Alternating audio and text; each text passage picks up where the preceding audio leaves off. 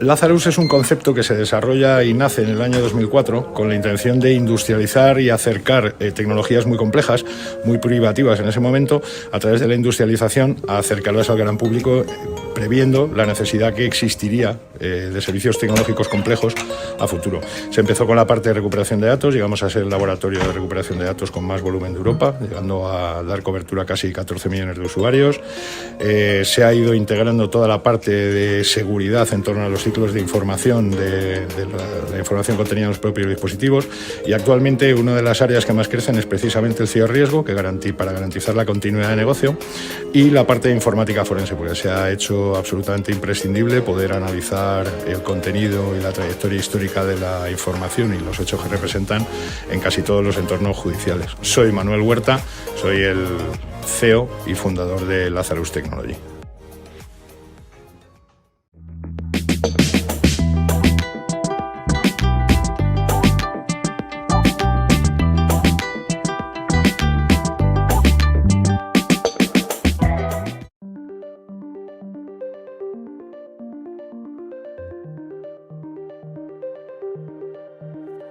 Every organization today is facing a myriad of threats, from malware to ransomware to data breaches. And businesses large and small are seeing this malicious activity materially impact their bottom lines. Organizations need to identify, track, and stop cyber threats rapidly, cutting through the noise to identify the threat, resolving it without delay. Flashpoint is the globally trusted leader in risk intelligence, with the analysts and technology to provide the most comprehensive coverage of threatening activity on the internet. We work with public and private organizations to get ahead of cybercriminals, immediately reducing their exposure, leading up to a 5 times ROI for businesses, and saving time and money across the board while protecting your reputation. Customers recommend us because we have better sources, better intelligence, driven by best-in-class analysts, bringing the intelligence community together for everyone's benefit. Our industry-leading software digs deep into the data to rapidly identify and remediate the most critical security risks. We're the best at what we do, giving your teams actionable data no matter what industry you're in. So whether you want to reduce fraud, increase your security team's productivity, or minimize data breaches, you can trust us to get the right data at the right time with the right context. Flashpoint, trusted experts, trusted partners, trusted intelligence. Is your company at risk? Flashpoint can help teams stay ahead of these threats. Sign up for a free trial today.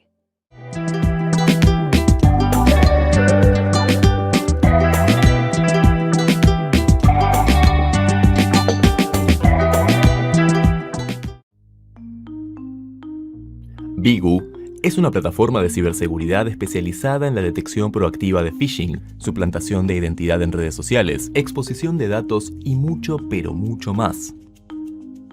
Ofrece un monitoreo de activos digitales en la red superficial, Deep y Dark Web, apoyándose en procesos automatizados e inteligencia artificial, que ayuda a tomar decisiones proactivas y evitar así que se materialicen estafas, fraudes y distintos tipos de ataques. Cuenta con la capacidad de otorgar una visibilidad completa, generar reportes claros y concisos en forma ágil y a un solo clic de distancia. Brinda alertas personalizadas. De este modo, a través de distintos canales, recibirás las notificaciones que creas relevantes en el momento en que se detecten, asignando una criticidad determinada y reduciendo notablemente posibles falsos positivos. Bigu te puede ayudar a detectar y evitar, entre otros, filtración de datos sensibles, phishing, suplantación en redes sociales, credenciales expuestas, brechas de seguridad, subdominios e IPs desatendidas y o vulnerables. Además, contamos con analistas especializados, los cuales podrán administrar la plataforma y llevar adelante las recomendaciones necesarias.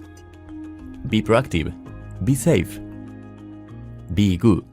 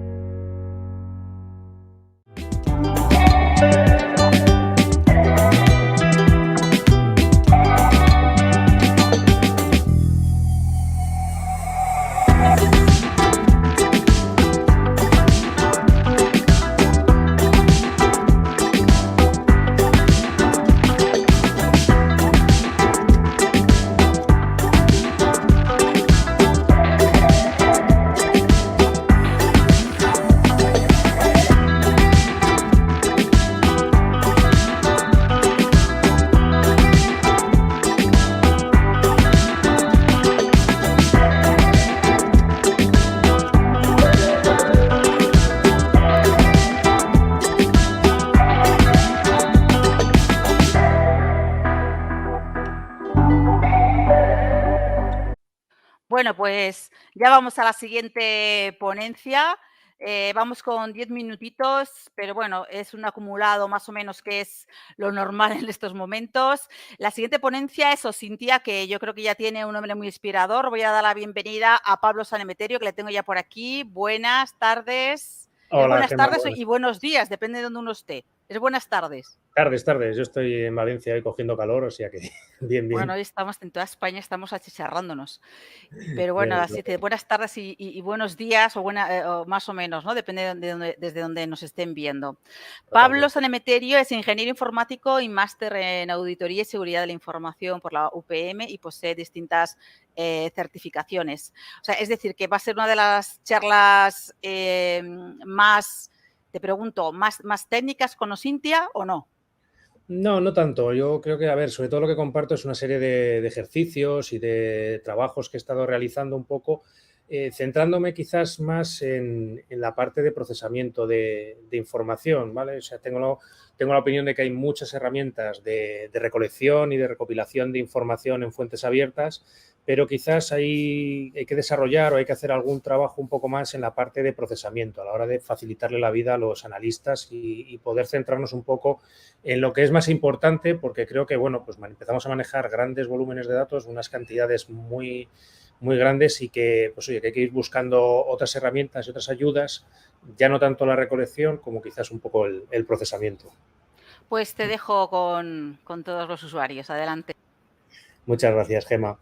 Pues nada, oye, pues en primer lugar dar las gracias a Ginseng y a toda la organización que está detrás de Intelcon y de poder permitirnos estar en esta conferencia, permitirme estar un año más en esta conferencia tan importante y tan interesante. Y aquí, bueno, pues como ya he adelantado un poco, os traigo un poco un conjunto de ideas y un conjunto de ejercicios que he ido haciendo en ese sentido del procesamiento de la información, ¿vale? En general, yo creo que ya todos estamos cansados de oír un poco esta frase tan manida de que los datos son el petróleo del siglo XXI. Muchos me podéis decir, joder, Pablo, llegas no con 20, sino con casi 25 años de retraso. Hay muchas empresas que esto lo tienen identificado, pero es que hay veces que hay que preguntarse realmente, oye, ¿qué es un dato? ¿Qué es un dato? Porque un dato, por ejemplo, puede ser que tengo más de 40 años. Bueno, en concreto 41. Mira, ya tengo dos datos. Tengo más de 40 años, en concreto tengo 41. ¿Pero a qué me estoy refiriendo? Estoy refiriendo a un coche, a un gato, a una casa. Pues te está refiriendo a una persona, y una persona en concreto que tiene un nombre que es Pablo y tiene un apellido que es Sanemeterio. Entonces, bueno, ya tienes, si te das cuenta, tres datos relacionados con una entidad que es persona. Pero esto prácticamente yo creo que todos estamos de acuerdo en que como datos o como petróleo deja bastante que desear. ¿Dónde está ese petróleo? ¿Dónde está un poco ese oro? Yo creo que donde lo podemos encontrar o donde podemos empezar a atisbar un poco de ese petróleo en los datos es en las relaciones entre las entidades, en cómo se relaciona una persona con otra persona y sobre todo, bueno, otra serie de entidades, otra serie de elementos que estemos analizando, y ya no solo cómo se relacionan, sino cómo cambian en el tiempo. Es decir, cómo esas personas van evolucionando, cómo en el tiempo van teniendo unas relaciones, se crean unas o se destruyen otras y aparecen otras entidades y vas viendo cómo, pues oye, poco a poco esas relaciones van cambiando, van modificándose y ahí un poco es donde empieza a estar ese petróleo o ese oro. Bueno, ya me has presentado antes, Gemma, pero bueno, no dejo de hacerlo muchas veces, el compartir, pues eso, que soy ingeniero informático y máster en auditoría por la Universidad Politécnica de Madrid. Tengo casi más de 20 años de experiencia en el sector de las tecnologías de la información y de la ciberseguridad. Soy un apasionado de la ciberseguridad. Tengo certificaciones en CISA, CISM y otras certificaciones técnicas.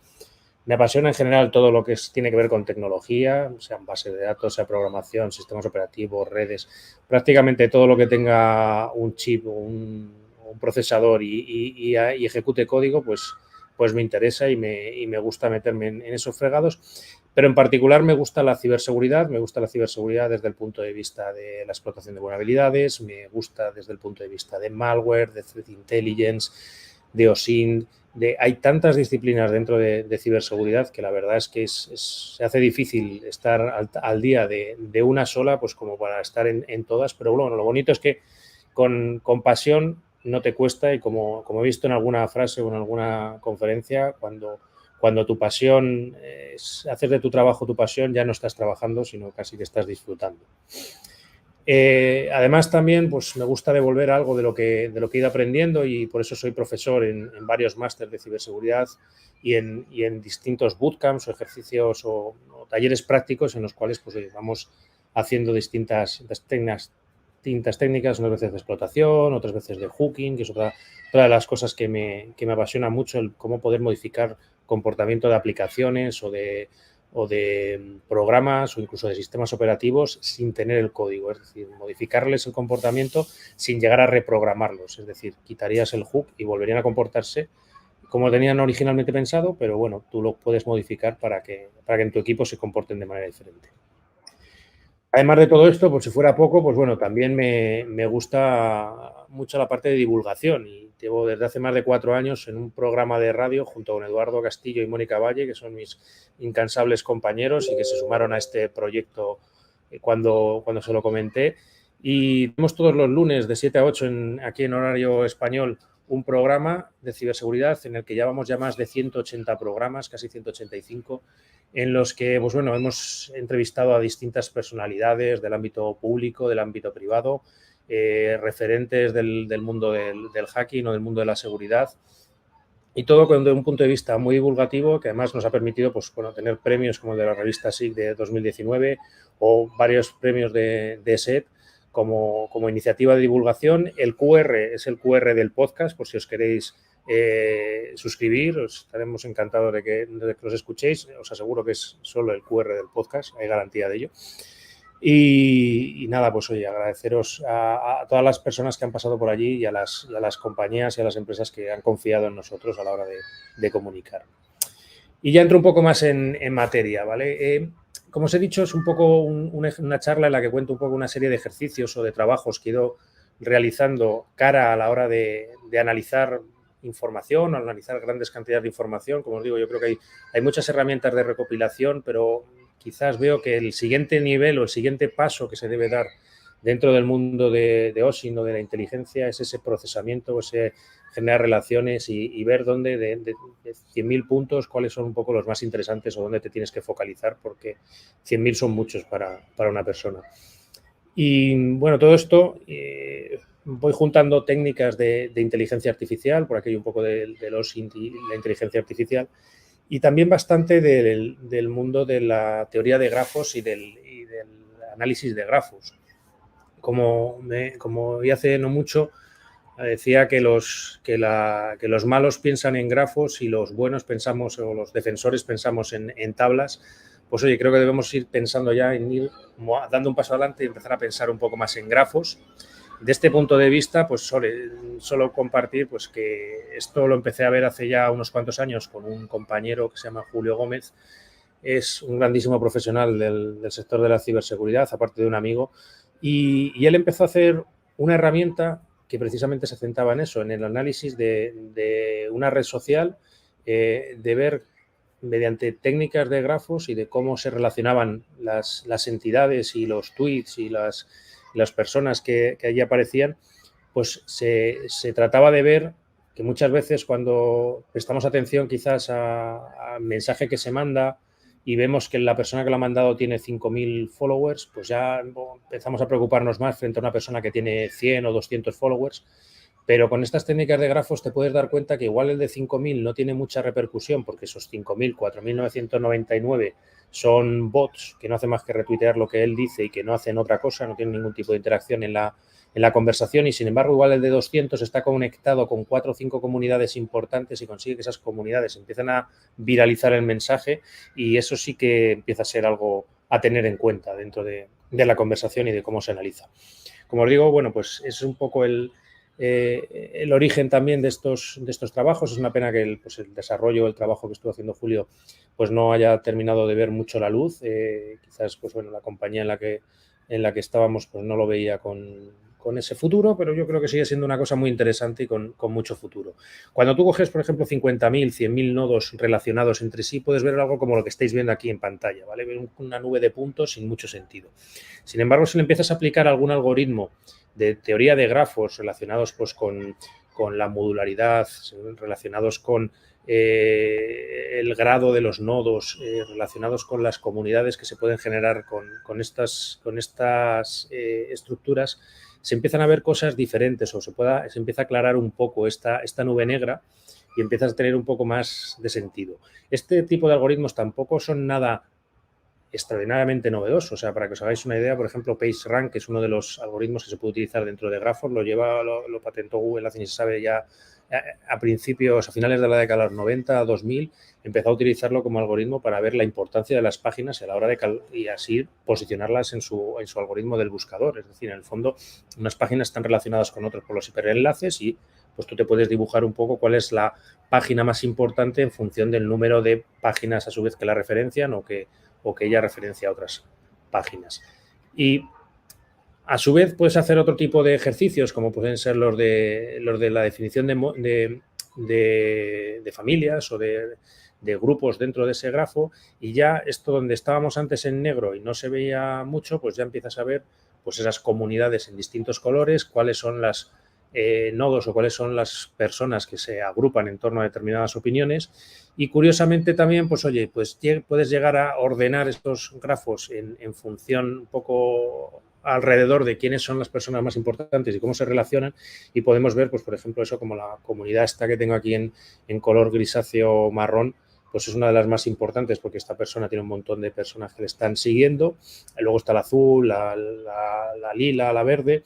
Pero igual los puntos más interesantes no son todos esos que tienen alrededor ni ellos mismos, sino esos puntos que se relacionan esas comunidades entre ellas, es decir, esos puntos de intersección donde se produce ese intercambio de información de una comunidad a otra. ¿Vale? Este es un ejercicio que yo estuve haciendo, por ejemplo, en Twitter, ¿vale? En el cual empiezas a descargar cuáles son tus followers, cuáles son los followers de tus followers y vas viendo un poco cuál es la relación entre esa nube de personas que te siguen o de cuentas que te van siguiendo. En el fondo es un ejercicio también que se conoce como una ego network, ¿vale? Bueno, en el fondo el que empiezas a trabajar es contigo mismo, por eso aquello del ego, y puedes ver un poco quiénes son las personas relevantes o las entidades relevantes para ese perfil. Aquí, por ejemplo, tenéis una herramienta que podéis utilizar todos en Twitter para ver con vuestra cuenta de Twitter quiénes son las personas alrededor o qué personas orbitan alrededor de vosotros y son las que el algoritmo determina que son más importantes, ¿vale? De todas formas, para mí es interesante, pero se queda un poco corta quizás. Pero bueno, ahí tenéis otra serie de formas. Está la primera versión en la que pues, descargaba toda la parte de followers que tenía.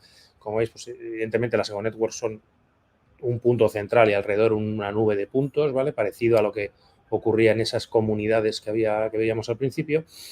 Y en este ejercicio de Twitter yo me di cuenta de que había un par de problemillas así de primeras, básicamente, y es que se empieza a convertir ese tipo de descarga en un trabajo infinito, ¿vale? Porque si os dais cuenta, pues esta es una gráfica que hice más o menos de cuántos perfiles tenía procesados y cuántos me quedaban pendientes, es decir, cada vez que ibas avanzando o parecía que ibas progresando, cada vez te queda más, ¿vale? Esto es en número absoluto, pero si lo queréis ver en una especie de porcentaje de cuánto iba finalizando, frente a lo que me quedaba, pues parecía que iba creciendo hasta que luego volvías a caer y te quedaba más de lo que te quedaba inicialmente a nivel porcentual.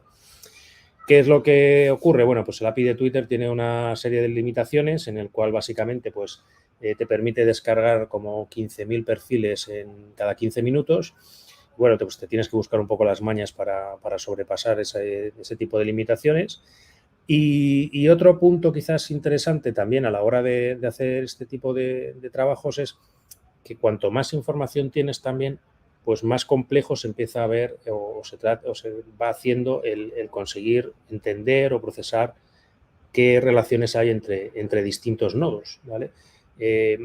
Y a veces incluso cuando lo pones en modo automático a descargar perfiles, en lugar de irse hacia perfiles que te interesan o que están relacionados contigo, puede ir acabando descargando comunidades o gente que está alejada de ti, que quizás no es lo que más te interesa, que te interesa inicialmente qué es los perfiles que tienes cerca y sus followers y ver cómo se relaciona, pero si empiezas a seguir uno, otro hacia afuera, como 4 o 5 saltos, igual no está dentro de tu red de influencia, sino está 4 o 5 saltos de comunidad. Ya sabéis también esa teoría de que estamos todos conectados en 8 saltos.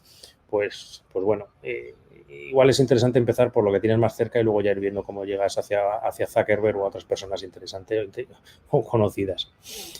Otro de los puntos también a veces conflictivo ya no solo es lo que te pueda costar o lo que te pueda o que puedas tardar en descargar esa información o que se te vaya hacia nubes o hacia nodos. En este caso, la anterior que os he puesto es una que estaba más centrada en mí, que había corregido, pero en esta que os muestro aquí, esta es la que me di cuenta de que ya me estaba yendo hacia nodos o hacia zonas un poco lejos, hacia galaxias, si queréis, más lejos de mi perfil. Y te das cuenta, pues eso, de los grandes cúmulos o las grandes comunidades de gentes que hay, personas que manejan, y te vas alejando y lo importante quizás es a veces cómo se relacionan y cuáles son los puntos o las personas. Muchas veces este tipo de algoritmos también se trata de ver no solo cuántas relaciones tiene, por ejemplo, un nodo de entrada o cuántas relaciones tiene de salida, sino cómo se relaciona con otras redes. Igual con cortar 2 o 3 enlaces consigues aislar una red. Y eso hay veces que es interesante según el caso. ¿Vale? Otras veces lo interesante es a ver cómo consigues atraer otra serie de puntos para llegar a influenciar en otras comunidades. ¿Vale? O sea, cómo tienes que tratar de coger o de seguir o de que te sigan una serie de personas para tratar de influir en otras comunidades. Pero lo cierto es que si os dais cuenta, este gráfico es tremendamente grande y a veces también el tener que estar jugando con tantos datos y hacer zoom y tratar de seguir esta información es costoso y aparte necesitas gran cantidad de hardware y de procesamiento. Con lo cual, bueno, yo creo que es interesante, más que eso, empezar quizás con 3, 4, 5 nodos que quieras ver cómo se relacionan e ir descargando esa parte de followers de ellos y vas viendo más lo que os digo, como resalto en rojo, esas comunidades de nexo, ¿vale? Esa parte de nexo en la cual si tú quieres que esta persona, por ejemplo, en azul y la persona en lila tengan un poco más de relación o tengan un poco más de comunidad o quizás que vea, oye, que es que con la roja tengo poca relación, ¿cómo hago para tener más relación? Pues eso es un poco ver estas comunidades que están en el centro y tratar de atraerlas o de influir sobre ellas. Y cuanto más nodos vas poniendo, si os dais cuenta, cuanto más nodos pones o cuando añades otra persona más o otra entidad más y sus relaciones, pues la cosa se va haciendo más compleja y quizás la comunidad un poco intersección de todas es más pequeñita, ¿vale? Pero bueno, ahí es un poco los trabajos de análisis que yo creo que son interesantes de desarrollar y interesantes de hacer. Todo esto lo estoy centrando mucho ahora mismo inicialmente en redes sociales, pero el trabajo no solo va sobre redes sociales, va también sobre correos electrónicos, va sobre noticias, sobre audios, sobre vídeos y sobre malware. Un poco todo, ver cómo sobre estas cinco áreas, un poco de conocimiento, se pueden aplicar estas técnicas o podemos trabajar para mejorar ese procesamiento.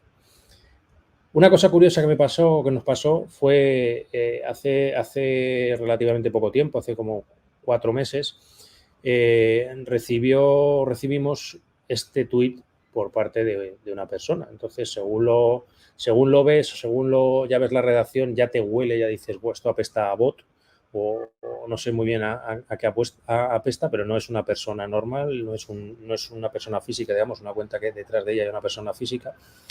Entonces, Eduardo me comentó, oye, y esto, porque además no se centró solo en nuestro programa, sino que fue a varios programas de la radio.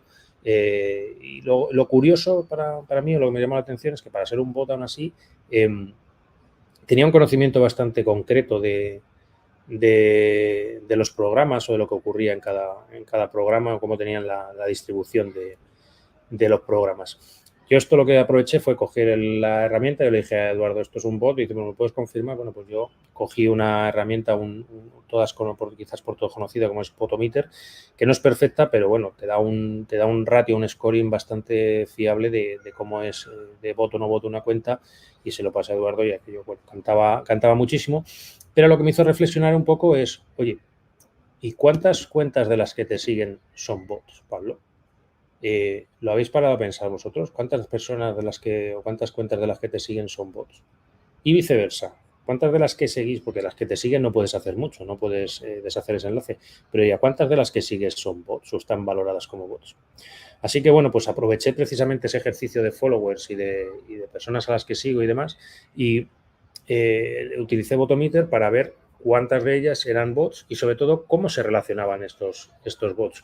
Y aquí lo podéis ver un poco esta cuenta. Es curioso pues ver cómo hay quizás algunas comunidades o algunas cuentas que son, digamos, los bots originales, que alrededor de ellas orbitan otra serie de bots que lo que principalmente hacen es amplificar el mensaje de esas cuentas originales o que tratan de ser un poco la cuenta alfa. Y curiosamente, aunque podríamos pensar que no están relacionadas entre ellas, de vez en cuando, sobre todo en la comunidad naranja, podéis ver que sí se relaciona con ellas. Es decir, la morada, por ejemplo, tiene relación con unos cuantos bots de los naranjas, la verde no directamente, pero algunas de las azules que hay alrededor, inicialmente el nodo azul grande soy yo, ¿vale? Algunas de las que hay alrededor orbitando sí que tienen relaciones otra vez con las naranjas y con las rosas, ¿vale? Entonces, bueno, pues podemos pensar que hay 3 o 4 que sí que están, digamos, aisladas del resto de redes de bots, o sea, que operan de manera independiente, pero que hay otras que no. Es decir, que ya las empiezas a ver que tienen puntos en común, cuentas en común, con lo cual ya puedes ir estableciendo esas relaciones y tratar de ver si los tweets o las campañas que hacen son similares o son, digamos, afines o están relacionadas de alguna forma o los ves involucrados en esas. Curiosamente también se veía algún programa de radio que suele hacer mucho follow back. Es una de las técnicas que se hace mucho en Twitter para ir engordando followers, de te sigo, me sigues, y se veía por ahí algún podcast de radio que digo, yo sé que no eres un bot, pero con tanto bot alrededor hay veces que te pueden valorar también como bot. Pero bueno, eso ahí entra también siempre. Por mucho que pongamos herramientas automáticas, nos van a facilitar la vida. Siempre la labor del analista es importante para poner contexto, porque además, bueno, cuando tú vas analizando a qué bots sigues o no sigues, curiosamente esta herramienta, pues bueno, algunas personas que no son muy activas en Twitter o que llevan bastante tiempo sin poner, pues también las puede marcar como bots si realmente sabes que detrás de ellas hay una persona, pero que no está muy interesada en Twitter. Con los correos electrónicos se puede hacer lo mismo también. Podéis establecer redes. O sea, igual que Google lo hace con las páginas web y vosotros también podéis hacer con páginas web o con otra serie de cosas, con el correo electrónico también podéis establecer estas relaciones o estas redes de relaciones. Una herramienta muy, muy simpática para esto y sobre todo también para haceros quizás otra ego network vuestra, quizás más del correo, para ver quiénes son quizás las personas que más os escriben, que probablemente lo sepáis, pero bueno, igual por el tiempo van cambiando, o las personas a las que más habéis escrito, es Google Takeout, ¿vale? Google tiene una herramienta, yo no la he conseguido ver en Microsoft, igual existe en Microsoft y no he sido capaz de encontrarla, pero en Google desde luego sí existe, muy relacionada con el tema de portabilidad y GDPR, de poder pasar datos de una plataforma a otra, la cual te permite recuperar toda la información que Google tiene de ti. Con Google Takeout, por ejemplo, te puedes sacar todos los correos electrónicos que tengas en la parte de Gmail y con esa información la procesas y ya os digo, podéis generar un grafo de a quién escribes y quién te escribe, ¿vale? Y vas viendo un poco quiénes son, pues quizás las cuentas con las que tienes más relación y las que pueden ser importantes. Esto en una ego network, más allá de vuestro propio interés, aunque la tengo publicada en GitHub, la podéis buscar en mi perfil de GitHub, está puesta para procesar un poco toda la parte de correos electrónicos y que os saque esa parte de relaciones. Donde yo creo que tiene una aplicación quizás más interesante es en la parte de corporaciones, ¿vale? En donde las corporaciones puedan ver cómo se relacionan o cómo se va moviendo la información en los correos electrónicos dentro de una gran organización. Yo tuve la suerte de poder hacer este ejercicio con una empresa amiga que me fue facilitando los correos, siempre, por supuesto, con toda protección de privacidad y de datos. Ya os digo que lo único que se procesaba en todo esto son los metadatos. Nunca se tuvo acceso ni nunca tuve acceso al contenido de los correos, pero sí a las direcciones de correos de quién escribía a quién. Y se sacan cosas curiosas, ¿vale? Por ejemplo, aquí está el principio. Este es el principio un poco de con una o dos cuentas de correo. Vas añadiendo 3, 4, 5 cuentas de correo. Esta empresa pues tendría igual 30, 40 empleados. Y al final, si os vais dando cuenta, esto va explosionando. Al principio tienes unos poquitos nodos, unas comunidades bien definidas, otros poquitos nodos más importantes unos que otros. Esto va creciendo hasta que explosiona en esta relación, ¿vale? Me paro en esta imagen un poco y os cuento por qué es curiosa esta parte de comunidades, ¿vale? Porque normalmente los puntos, ¿veis? Los puntos grandes se dimensionan en función de cuántos nodos o cuántas relaciones tienen, tanto entrantes como salientes, o solo entrantes o salientes, lo puedes dimensionar un poco como quieras. Pero la parte de comunidades es curiosa cómo se define. En esta parte de aquí abajo, en rosa y en rojo, ¿vale? Tenemos las cuentas de atención al cliente, ¿vale? Hay 4 puntos gordos, ¿vale? Que son como los 4 puntos de entrada de correos electrónicos y de soporte de esta organización. Y si os dais cuenta, pues bueno, aquí tenéis una gran... Se ajuntan un montón de cuentas de correo y de mensajes que se han mandado. Si os dais cuenta, luego hay algunas que están un poco más dispersas. Y estas, a su vez, tienen relación con las de aquí arriba, que son, digamos, ya las cuentas profesionales o las de los empleados en sí mismo, ¿vale? En esta parte de soporte, de atención, todo esto son cuentas externas y de clientes. Y aquí empezáis a ver las relaciones, por un lado, de trabajadores y con entidades externas a la organización, pero que no son clientes, ¿vale? Son, pues, partners, son apoyos, son personas con las que, pues, el día a día de la organización se va gestionando de una forma diferente. No es digamos, una relación cliente con la organización. Y lo que más me llamó la atención de esta parte de comunidad, o de la parte que se veía, es que dentro de esta organización yo ya sabía que había habido dos direcciones, ¿vale? Había habido un traspaso de una organización que había salido hacia una nueva organización que entraba. Y era curiosísimo ver cómo toda la comunidad de un color es gente relacionada con la organización antigua, digamos, con el grupo de personas que dirigía o que estaba al frente de esa empresa antes de que se hiciera la transición, y en el azul estaban las nuevas personas, las nuevas dirigentes que habían entrado, y se veía cómo el algoritmo y cómo el análisis del grafo es claramente, uno, me señala las personas importantes de ambas direcciones, y dos, me sabe marcar cuáles son la antigua y cuál es la nueva. O sea que, pues, esto mismo asociado a información importante dentro de una organización, como puede ser una gran empresa, y ver qué correos, lo mismo, correos cara al público, correos internos y cómo se mueve la información y con quién hablan de dentro o de fuera, pues te puede dar pistas de temas de fugas de información o temas de algunas relaciones que se están estableciendo, con qué organizaciones están hablando más tus trabajadores y ver si son interesantes o no esas relaciones, si las quieres potenciar o por el contrario las quieres cortar. Eso es como ya vea la dirección. Una vez terminado un poco esta parte del correo electrónico, entro un poco más al análisis de noticias, ¿vale? Yo creo que en la parte de análisis de noticias, de blogs, ahí, bueno, pues hay mucho trabajo de procesamiento del lenguaje natural, hay muchas inteligencias artificiales bastante bien desarrolladas que pueden ayudarnos a hacer, en lugar de que un analista se tenga que leer todas las noticias que vengan relacionadas con una entidad o con una organización, pues que te lo deje ya, digamos, facilito, es decir, que te haga incluso el resumen. Hay entidades, hay algoritmos de procesamiento del lenguaje natural que te marcan entidades, ¿vale? El Real Madrid, la UEFA, ¿veis? Aquí esto es una noticia de deportes, de tema del Real Madrid-Barcelona. Dicen que prueba la limpieza de la Champions porque siguen jugando la Eurocopa, a pesar de la polémica que tuvieron con la UEFA y la Superliga.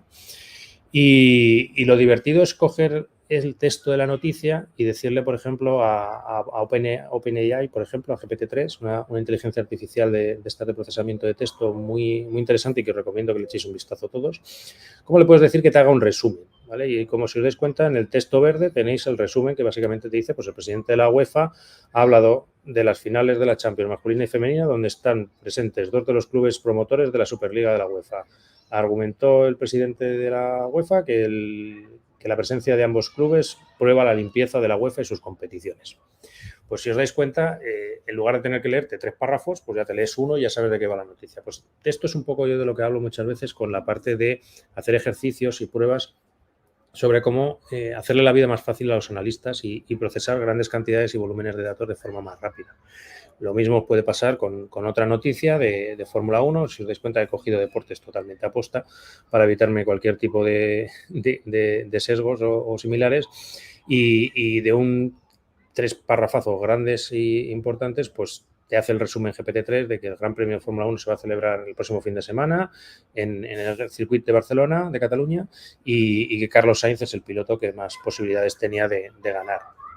Pues si os dais cuenta es lo que digo, el trabajo yo creo que de la inteligencia artificial que tiene mucho que decir en toda la parte de procesamiento del lenguaje natural y sobre todo procesamiento de la información que se recolecta en ese ciclo de pasar de datos hacia información, hacia inteligencia. Lo mismo ocurre en vídeos, imágenes y audios, ¿vale? Ahí la inteligencia artificial, queráis que no, está bastante desarrollada. Hay grandes trabajos en este sentido que te detectan personas, te detectan cometas, te detectan distintas cosas. Incluso proyectos abiertos como OpenCV en el que podéis entrenar, es decir, me interesa encontrar imágenes con un determinado elemento, pues oye, de todas las imágenes que vas a analizar, quiero que me detectes cuando está presente este tipo. Entonces, entrenas a la inteligencia artificial y es capaz de detectarte, evidentemente con unos ratios de probabilidad, si está o no está lo que estás buscando en esas imágenes. Lo cual, oye, pues volvemos a lo mismo. En lugar de estar teniendo que ver 1.000.000 de fotos, pues si ya te dan 1.000, te han optimizado el trabajo y la parte de procesamiento. Lo mismo ocurre con el audio, o sea, tenéis que daros cuenta que hay un montón de información que va en audio, bien ya sea en YouTube va vídeo y audio, o sea, este juego antes que hemos hecho de imágenes lo podéis hacer por un lado, pero podéis hacer la misma parte que hablábamos de noticias, de procesamiento del lenguaje natural con el audio.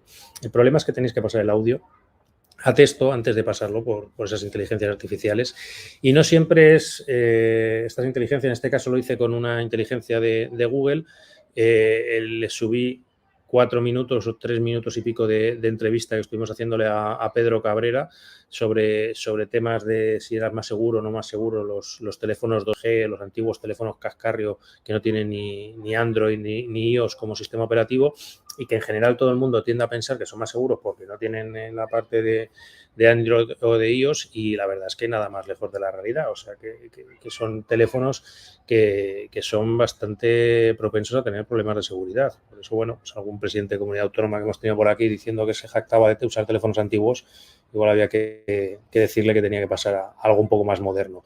Y eso sí, tenga cuidado de lo que se instala. No se va a instalar ningún bicho. Lo que pasa es que, bueno, estas inteligencias artificiales cometen errores. En este caso, la que estoy utilizando de Google, pues por ejemplo el baseband que hablábamos me lo convertía por Bisbal, como el cantante Bisbal, y es curioso esos pequeños fallos y algunos otros pequeños fallos que había dentro de la transcripción, pero un amigo me referenció otra parte también donde podíamos buscar esa transcripción de audio a texto y donde funcionaba bastante mejor, que curiosamente es si subes ese audio o ese vídeo a YouTube, debe haber otra inteligencia artificial que no estaba pública o no estaba accesible cuando estuve, o igual no la encontré, cuando estuve haciendo este ejercicio.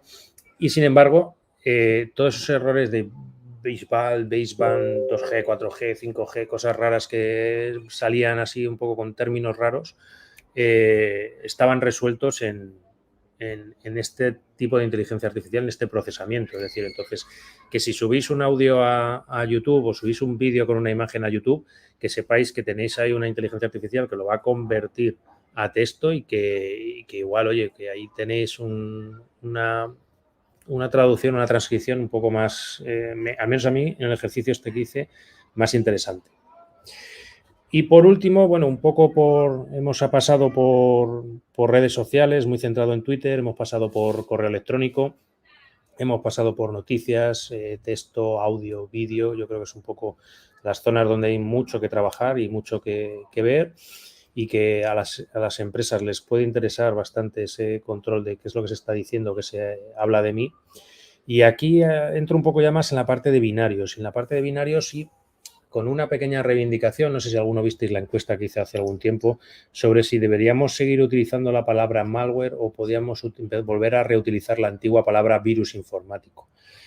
Yo soy partidario un poco de retomar quizás esa antigua palabra virus informático, aparte de porque es castellano frente al anglicismo malware, porque pues la pandemia yo creo que le ha hecho a la gente ver un poco los virus y cómo funcionan y cómo entran en las células. Y es curiosísima esa similitud, cómo esas personas de los años 80 o 60, cuando ponían el nombre de virus, lo hacían con toda la intención del mundo. Y aparte de que la gente, cuando yo me acostumbro un poco en la radio a hablar, y cuando hablas con personas fuera del sector, cuando le dices malware, no tienen ni idea de lo que estás diciendo, pues si le dices virus informático, dice, vale, ya sé de lo que va, me infecta la máquina y malo. Y dentro, ojo, que dentro de los virus, pues oye, si tú ves la parte de virología, por desgracia hemos sufrido la pandemia, hemos estado mucho tiempo encerrados en casa y hemos perdido muchas personas queridas, pero lo que sí nos ha enseñado también, pues eso, que hay una parte de virología y hay una parte de ciencia que se centra en el estudio de estos elementos y que tiene unas similitudes muy interesantes respecto a la parte del virus informático y yo creo que podemos aprovecharlo. Es decir, una de las cosas que vimos con la pandemia es que casi siempre el coronavirus se enganchaba o entraba en las células a través de la proteína S. Tienen un mecanismo en el cual, pues oye, el virus se engancha a la célula y es como una llave y un candado, ¿vale? El virus trae la llave, gira y abre y puede entrar en la célula. Y a esa hora de entrar es cuando le inyecta el ADN, el ARN de ese virus y se empieza a replicar. Cada vez que se está replicando, muta el ADN y tiene pequeñas modificaciones. Y a veces esas modificaciones, pues es lo que nos daban las variantes de distintos tipos que iba dando el coronavirus, y esto es un resumen que seguramente si hay algún virólogo se va a arrancar las orejas y me va a decir, Pablo, no tienes ni idea, pero me quedo un poco con eso porque, joder, ¿a quién no le recuerda esos puntos de anclaje o esos puntos donde el virus se ancla de la célula a los puertos abiertos de un ordenador, donde esa llave es el exploit que permite ejecutar código dentro de esa máquina y ese payload o ese código ADN que está inyectando el virus es la parte que se está inyectando dentro de esa máquina y se está empezando a autorreplicar o a conseguir infectar esa máquina? Pues yo creo que hay bastantes similitudes que podemos aprovechar y aprovechar esas similitudes también cuando hablaba de las variantes por aquello de que, bueno, dentro del mundo de los virus hay 4 elementos que son los que comportan el ADN, la adenina, la timina, la citosina y la guanina. En el mundo del malware, pues lo que tenemos son parejas de números en hexadecimal, ¿vale? Que conformarían un poco el genoma de los virus y nos podría permitir ver cómo van modificándose, porque al fin y al cabo, si os dais cuenta, los propios virus van modificando, van añadiendo funcionalidad, le van añadiendo funciones, van modificando, muchas veces copian y pegan funcionalidad de Stack Overflow o similares. Entonces, ahí hay un punto de trabajo que incluso, bueno, hay alguna empresa centrada en ella, como puede ser Intercit, en el que están trabajando en genes y llaman a estas cosas genes, pero si os dais cuenta, esto es un ejercicio rápido que hice yo de 2 programitas y rápidamente con 2 códigos muy similares en el que apenas cambiaba simplemente un texto, pues mutaba el programa. Si no lo estáis viendo, el cambio principal se produce aquí, en esta instrucción que añade de poner 0, aparte de llamar a otra función, ¿vale? Una llama printf, otra llama puts, pero es que aparte se añade una instrucción más, que es la parte donde lo podéis ver cogiendo todo digamos, el genoma o la parte de bytes que compone esa función y veis cómo se ha añadido esa instrucción claramente, ese B0000 que veis aquí, cómo se le pone a 0 en registro de AX y cómo cambia la función a la que se está llamando. Lo que cambia básicamente es que una termina en DF y otra en D4. Es DF y E4. Es, digamos, que el resto de la llamada está igual y lo único que estás llamando es una función diferente. Pues estos son códigos muy similares que además pues, son pequeñas mutaciones que os permiten ver que el resto del código es similar, ¿vale? En este caso, si dumpeáis todo el código del programa, que como os digo es un programa muy sencillo, con lo cual no tiene mucho código, esto en programas más complejos pues ya se va poniendo más interesante, pero aún así volvemos a lo mismo. Si son similares, si son variantes similares, pues son cosas que estarán muy cerca y tienen pues algunos añadidos, algunos restados o algunas pequeñas modificaciones. En este sentido, las casas de antivirus tienen mucho más que contar que yo sobre esto, porque llevan trabajando con ello mucho tiempo y seguro que ellos ya tienen todo este tipo de algoritmos más que trillados, pero yo creo que nosotros como la comunidad un poco más de OSINT o más desde fuera de las casas de antivirus, pues creo que es algo también que podemos tener en cuenta y ir vigilando y viendo esos pequeños cambios, esas mutaciones. Otro ejercicio que a mí que me gusta hacer también con malware y que me gustó hacerlos es convertirlos a imágenes. Y una de las cosas que ves rápido al convertirlos a imágenes es que muestras diferentes, con hashes diferentes, que al final es lo que usamos muchas veces para identificar un malware. Identificas un hash y eso es lo que vas a buscar, y luego 2 hashes diferentes. Si no usas un fuzzy hash, si no usas otro tipo de técnicas, no sabes muy bien cómo de similares son. Y aquí, sin embargo, rápidamente puedes identificar que estos 3 son claramente de una familia y estos otros 3 pues son de otra familia de malware diferente y probablemente incluso de plataformas diferentes o como estén programados. Pero ya te vas dando cuenta de una similitud entre los programas, y aunque sean hashes diferentes, pues ya puedes identificar, y una de los IOCs que siempre hablamos que son muy fácilmente cambiables en la pirámide del dolor de David Bianco, que es cambiar el hash, que simplemente pues igual añadir un byte al final te cambia la firma. Pues aquí ya tienes una forma, una técnica de ver que es lo mismo atacante. Luego ya si te cambia pues una dirección IP, un dominio, tal. Son pequeñas modificaciones, pero el resto del código va a permanecer bastante común, bastante similar. En este sentido, bueno, herramientas que podéis ver o herramientas que se pueden utilizar para hacer este tipo de ejercicios, más allá un poco de lo que he enseñado, pues tenéis el típico bindiff, ¿vale? Muy utilizado también para ver fallos o exploits o vulnerabilidades de one day, es decir, cuando ya se ha sacado el parche, comparar el parche con la versión anterior y tratar de sacar el exploit. Las reglas Yara, eso es una de las herramientas más similares también o más parecidas al genoma, es decir, búscame estos pequeños trocitos aquí y así ya veo a qué familia pertenece. Diáfora, que es un programa, un ejercicio muy interesante de José Ancoret, en el que se hace este tipo de algoritmos de comparación mucho más extensos y mucho más desarrollados de lo que os he enseñado, y que os animo a que leáis los posts que tiene en su blog respecto a esta parte de comparativa de binarios y de cómo van evolucionando. Y otra que se llama YaraSafe, que pues tiene una especie de fuzzy Yara, ¿vale? Para la hora de trabajar o detectar familias de malware. Y un pequeño ejercicio que hice también hace algún tiempo, en el que, bueno, pues cogí un conjunto enorme de malware y me puse a compararlos y por fuzzy hashing, y veías esto. Básicamente veías un conjunto muy grande, 2 conjuntos muy grandes que estaban muy relacionados y no me permitían ver el resto de muestras de malware, cómo se relacionaban. Además, como veis, pues una de las comunidades era el 40%, casi 44%, la otra un 8% de las familias de las muestras. Cuando lo mirabais, pues evidentemente muy relacionadas, muy parecía lo mismo, y sin embargo lo buscaba en Virus Total y no había resultados, no aparecían esas muestras por ningún lado. Digo, joder, ¿cómo es que se parecen tanto y no las encuentro por ningún lado? Y por mucho que las buscaba, ya te digo, una tras otra, nunca encontraba un informe de ellas. ¿Qué es lo que hice? Bueno, fue analizando con Radar las secciones, y una de las cosas que saqué rápidamente es que la firma, si os dais cuenta, el MD5 de todas las muestras de las distintas secciones era la misma, es decir, era el mismo bicho, simplemente con distinta firma. Y no lo encontraba por ningún lado, más que probablemente porque Virus Total haya retirado todas esas firmas, se haya quedado con una y el resto pues son la misma, pero eliminada.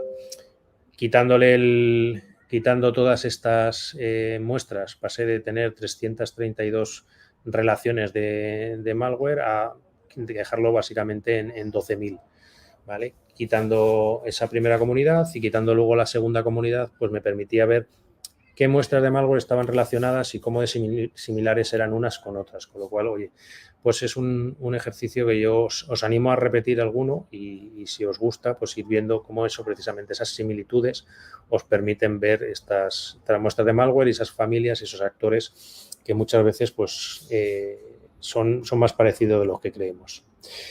Y nada, esto es un poco lo que os quería contar. Espero que os haya dado ideas, os haya aportado ideas o puntos de vista que os puedan servir para mejorar o para trabajar en la parte de seguridad o de procesamiento. Y nada, reiterar mi agradecimiento a la comunidad, reiterar mi agradecimiento a toda la organización, y a Iván, y a Víctor, y a Gema. Pues oye, gracias por todo el trabajo que hacéis y por traernos esta interesantísima conferencia, y seguir así, chicos.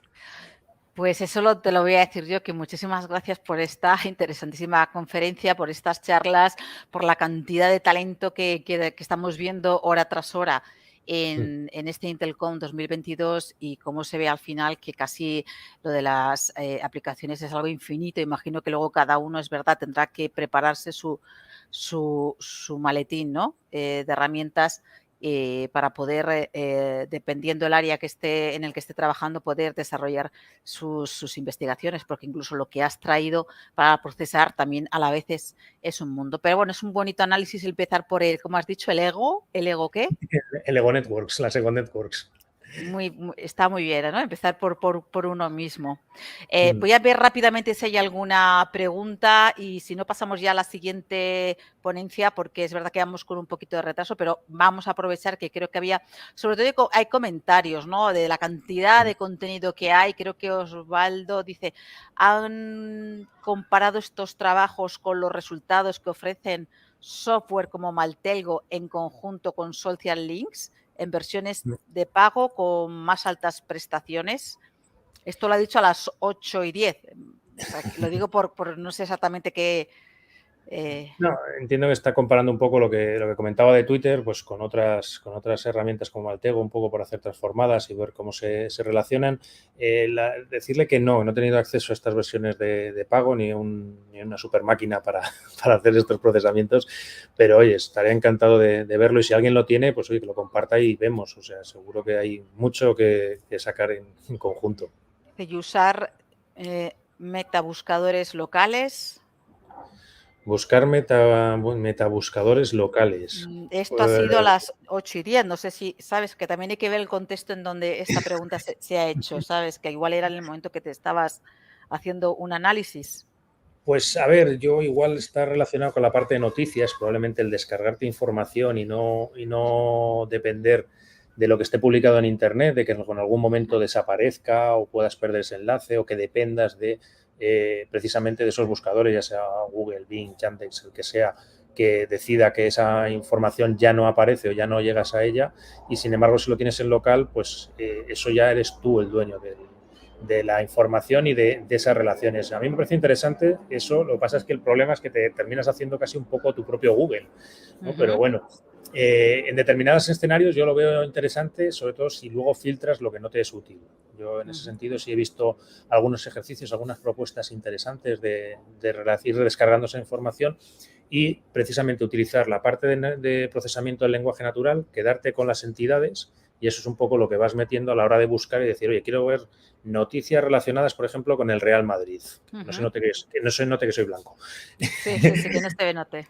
Entonces, pues nada, le vas a buscar a Real Madrid y ya como entidad ya te ha filtrado Real Madrid, pues te va a apartar todo y en muchas ocasiones te evita problemas parecidos. Por ejemplo, yo trabajaba hasta hace poco en Telefónica, pero una de las problemáticas a buscar Telefónica es que también está la llamada telefónica. Entonces, hay noticias que tenían que ver con una llamada telefónica y no tenían nada que ver con la compañía en sí. Entonces, estas inteligencias artificiales lo que sí te hacen es identificar esa entidad como Telefónica muchas veces mejor casi que el propio Google. Eso sí lo he. Pues vaya, increíble. Muchísimas gracias, Pablo, por estar con nosotros y seguro que nos vemos por estos mundos. Seguro que sí. Estaré encantado el año que viene de estar aquí con vosotros siempre que queráis. Hasta siempre. Hasta siempre.